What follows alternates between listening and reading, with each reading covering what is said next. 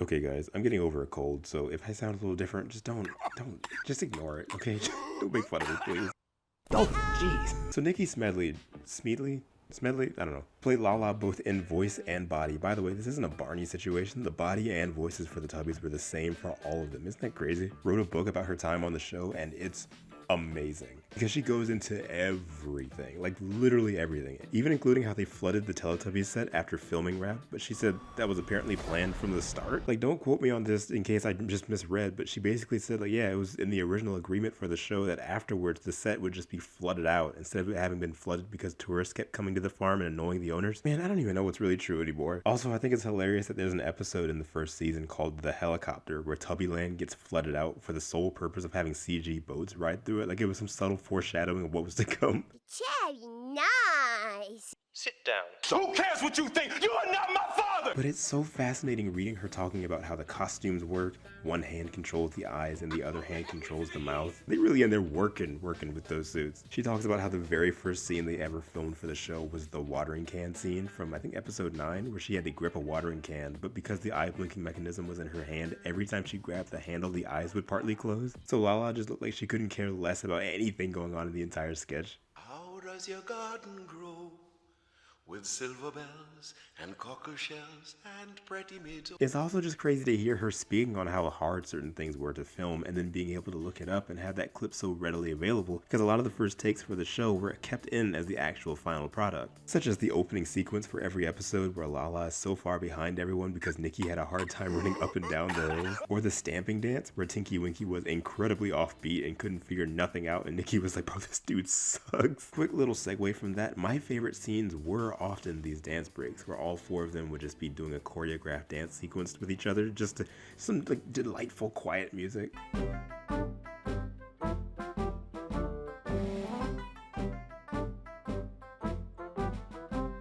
It was fun not only seeing their personalities shine through, but also seeing how hard it must have been for the performers to move around without bumping into everyone else. You can also see here where the performers may have missed steps or forgotten the moves because they are always on screen at the same time. It's kind of funny. How? Sit down. Stand up. Sit down. Step, I have to leave. Like when you're all hot at a friend or something. I have to leave. I have to leave right now. A lot of this show is chaotic, and I think what makes it most enjoyable to me as an adult is viewing them as just weird aliens. Like, they're in their own world just doing whatever, and it's all just normal to them. Like, there's an episode where everyone takes turns wearing a pink tutu and dancing, and then it gets to be Dipsy's turn. He's absolutely terrified of this thing. He keeps saying, run away! Ah! Run away! Run away! Leave me alone! I'm tired of you messing with me! Stop it! But then the moment they catch him and throw it on him, he's like, nice, yeah. Lala just sitting in the grass, and this horn comes out the ground and starts saying weird things in her ear, and she just starts crying, laughing. Twiddledum, twaddledum, 21. Why are you laughing? You are the funniest man in the world.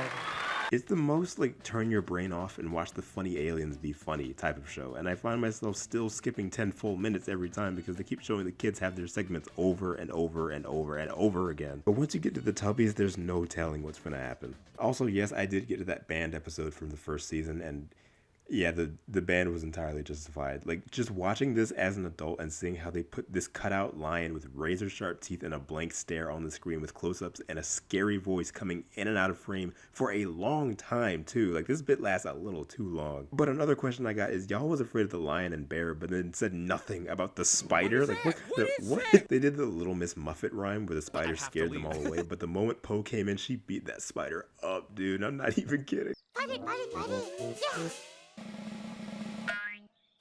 That's what I'm talking about!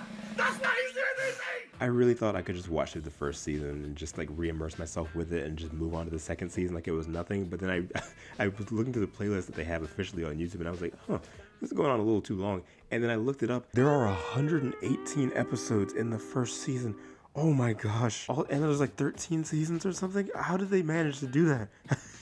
How did they manage to get 24 minutes of them doing nothing 118 times for one season? That's a little insane. Needless to say though, I love them so much. They've already got me buying merchandise, and I can't get enough of these little funny, weird tokusatsu aliens, dude.